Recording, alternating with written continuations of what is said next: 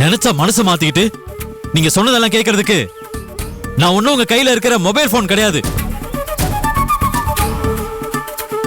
எனக்கும் மனசுன்னு ஒண்ணு இருக்கு மதி. நான் எதை செய்யணும் எதை செய்யக்கூடாதுன்னு என் மனசுல சொல்லிக்கிட்டே தான் இருக்கும். அப்புறம் நான் ஒன்னும் என் அறிவை கேட்டு நடக்கிறவன் இல்ல. நான் என் மனசை கேட்டு நடக்கிறவன். நான் நானாவே இருக்கணும்னு விரும்புறேன். யாருக்காகவும் என்ன நான் மாத்திக்க முடியாது. அப்படி நான் மாத்திக்கிட்டா அது என்னோட நல்லதுக்காக மட்டும்தான் இருக்கணும்.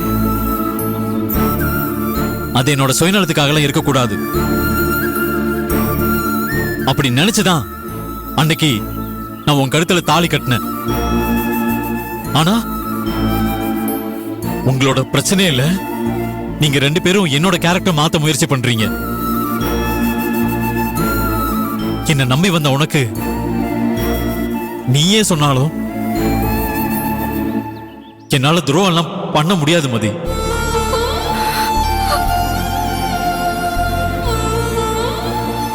மாப்பிள்ளை எவ்வளவு நல்லவரா இருக்காரு. இந்த மதி அவரு புரிஞ்சுக்காம இருக்காளே, இவளை என்னங்க பண்றது? என்ன பொறுத்த வரைக்கும் ஒன்னே ஒண்ணுதான். நான் மகிழினோட காதலனா இருந்தப்போ உன் கழுத்துல தாலி கட்டினேன்.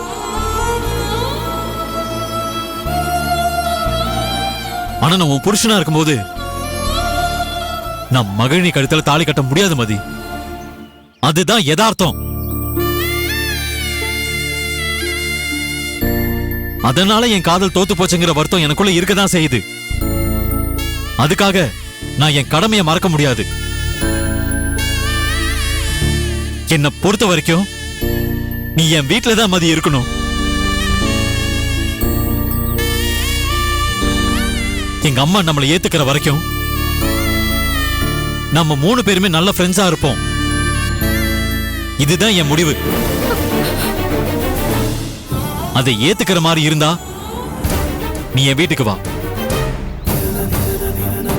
இல்லனா உன் விருப்பப்படியே நீ தாலியை காட்டி போட்டுட்டு உன் வீட்டுக்கு போயிடு.